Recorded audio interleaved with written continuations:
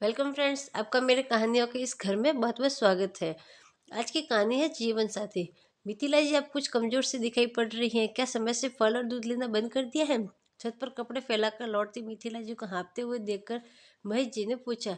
नहीं, ले तो रही हूँ, अब तो उम्र हो गई है हमारी। अब ये सारी तकलीफें तो लगी ही रहेंगी। मिथिला जी ने हल्का मुस्कुराते हुए कहा, मगर दिल में एक दर्द सा उठ गया। अब वह महेश जी को क्या बताते कि इधर कुछ दिनों से उन्हें फल और दूध नहीं दिया जा रहा है। कभी दूध की खीर बन जाती थी तो कभी कस्टर्ड। रात को पीने के लिए दूध बच ही नहीं रहा था। एक हफ्ते का फल भी 3-4 दिनों में ही खत्म हो रहा था। महेश जी और मिथिला जी दोनों ही शुगर के मरीज थे। अभी पिछले महीने ही मिथिला जी की तबीयत बहुत ज़्यादा खराब हो गई थी, तो डॉक्टर ने दवाई के साथ साथ पौष्टिक आहार लेने को भी कहा था। इस कारण घर में दूध और फल ज़्यादा लाने को कहा गया था। महेश जी और मिथिला जी के दो बेटे थे और दोनों की शादी हो चुकी थी। रिटायरमेंट लेते ही महेश जी ने अपने दोनों बेटों का बंटवारा कर दिया था। ऊपर का हिस्सा दो भागों में बांटा था, तो उन्होंने अपने दोनों बेटों को एक एक भाग दे दिया था और नीचे के हिस्से में वह खुद ही अपनी पत्नी के साथ रह रहे थे। मैं लेकिन खाना खाने और बनाने के लिए दोनों बहुओं को नीचे सास ससुर के ही हिस्से में आना पड़ता था।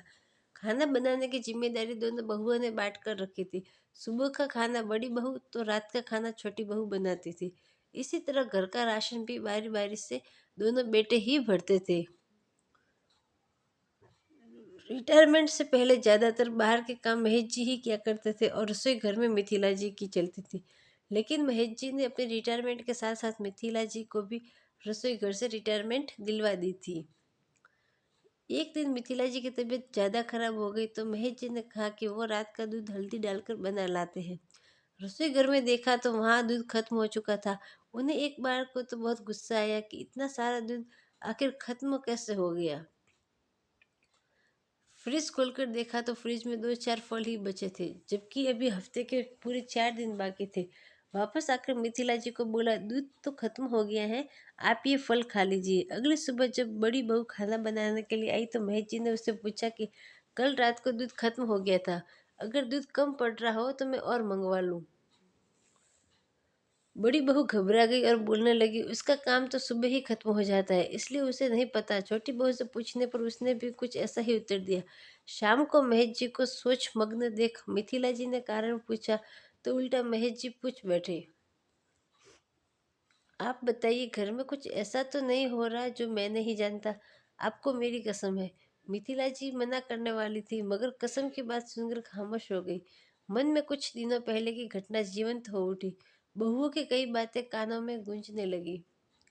अरे, इन बुड्ढे बुड्ढी को खाने पीने के अलावा कुछ सूझता ही नहीं है। बंटवारा करके भी इन लोगों के हिसाब से ही चलो, बड़ी बहू ने तलखी से कहा। अरे, राशन मुफ्त का तो आता नहीं, मगर इन्हें तो बस हमेशा 56 भोग की पड़ी रहती है। कभी पकोड़े की फरमाइश तो कभी नमकीन की। शुगर के मरीज तो कितना कम और नपा तुला खाते हैं, मगर इन्हें देखो, दूध और फल तो चाहिए ही। बूढ़े ने तो बुढ़िया को भी कोई काम करने से मना कर रखा है। बस सारा दिन रसोई घर में हम खपे और वो आराम से बैठे हुक्म चलाए। छोटी बहू भी कहाँ पीछे रहती। ये सब कहकर सुनकर मिथिला जी की आंखों में आंसू आ गए थे। कारण सिर्फ यही नहीं था कि बहू असम्मानजनक भाषा का प्रयोग कर रही थी, बल्कि यह था कि बजाय उन्हें समझाने दोनों बेटे वहीं बैठे चुपचाप उनकी बातें सुन रहे थे। अब कसम देने के बाद मन में ऊहापोह की स्थिति थी कि महेश जी को बताए या ना। बताइए मिथिला जी, क्या बात है, कहाँ खो गई आप? कभी तो कुछ भी तो नहीं, आप यूं ही परेशान हो रहे हैं। माँ आखिर माँ हुई होती है, बच्चों की गलतियों पर पर्दा डालने वाली। यही मिथिला जी ने भी किया, लेकिन वो कहते हैं ना, सच को कितना भी छुपाने की कोशिश करो, वो एक ना एक दिन बाहर जरूर आता है। एक दिन महेश जी कटहल ले गए और बहू को देते हुए कहा कि इसकी सब्जी खाए काफ़ी दिन हो गए, तो आज यही बना लो। शहर से वापस आ रहा था तो बगल के शर्मा ने दिया है। बहू ने अनमने मन से कटहल ले लिया। अरे जीजी, ये कटहल कहाँ से लाया और कहाँ से? आज बुड्ढे को कटहल की सब्जी खाने का शौक चढ़ा है तो ले आए। अब इसे बनाने में मेहनत तो हमें करनी पड़ेगी, ये नहीं कि ये सब हमेशा अपनी पत्नी से करे। बंटवारा करके भी हमें तो नौकर लगा रखा है, इन बुड्ढों को तो बस आराम करना है। छोटी थोड़ी देर मेरी मदद करना। ना ना, कल रात मैंने लौकी के कोफ्ते बनाए थे, आज तो आप संभालो। कहकर छोटी बहू जैसे ही जाने के लिए मुड़ी, सामने महेश जी को देखकर ठिठक कर रुक गई। महेश जी का चेहरा गुस्से में तमतमा रहा था, उनकी आंखें लाल हो रही थी। बैठक में जाकर आवाज देकर उन्होंने अपने बेटों और साथ में बहू को भी बुलाया। आज तक मैंने जिंदगी में बहुत बड़े बड़े फैसले लिए हैं, लेकिन कभी भी मैंने अपने किए हुए फैसलों पर पछताया नहीं हूँ। मगर आज मुझे ऐसा लग रहा है कि अपने घर को जोड़ने की कोशिश करके मैंने बहुत बड़ी गलती कर ली और मेरा आंशिक बंटवारा लगता था। मैंने सोचा था कि बच्चों को अलग अलग कर दूंगा तो उनका अपना पर्सनल स्पेस बचा रहेगा, लेकिन साथ में अगर पूरा परिवार एक साथ खाना बनाए और खाए तो रिश्तों में मिठास बनी रहेगी। इस कारण ही मैंने रसोई घर का बंटवारा नहीं किया था, क्योंकि रिश्ते तो रसोई घर में ही पकते हैं। लेकिन मेरा ये सोचना बिल्कुल ही गलत है। आज दोनों बहुओं की बातों को सुनकर मुझे मेरी गलती का एहसास हो रहा है। मिथिला जी ने महेश जी को शांत रहने की कोशिश की और कहा, जाने दो, घर में छोटी मोटी बातें तो होती ही रहती हैं। नहीं मिथिला जी, शायद आपको इन बातों का पहले से पता था और आप उस पर पर्दा डाल रही हैं, लेकिन मैं अब ऐसा नहीं होने दूंगा। अभी भी मैं इतना सक्षम हूँ कि अपना और अपनी पत्नी का अच्छे तरीके से ख्याल रख सकता हूँ। ऐसा क्या हो गया बाबूजी जो आप इतना गुस्सा कर रहे हो? बेटों ने पूछा। ये तो तुम बाद में अपनी बीवियों से पूछ लेना कि हमें किन किन नामों से संबोधित किया जाता है।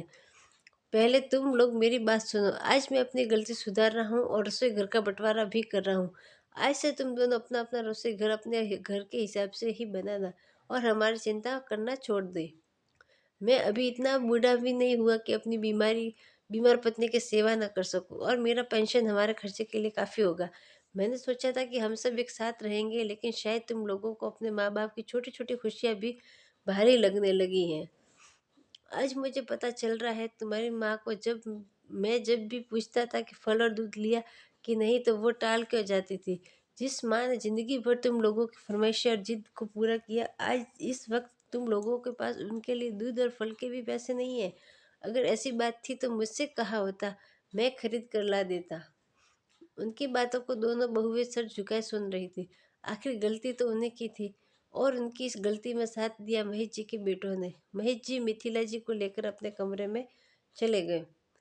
अपनी जीवन संगिनी की आंखों में आंसू देखकर महेश जी ने कहा, आप रोती क्यों हैं? मैं हूं ना, मैं अभी बूढ़ा नहीं हुआ हूँ। धन्यवाद दोस्तों, आपको कहानी कैसी लगी? चैनल को सब्सक्राइब करें। Thank you.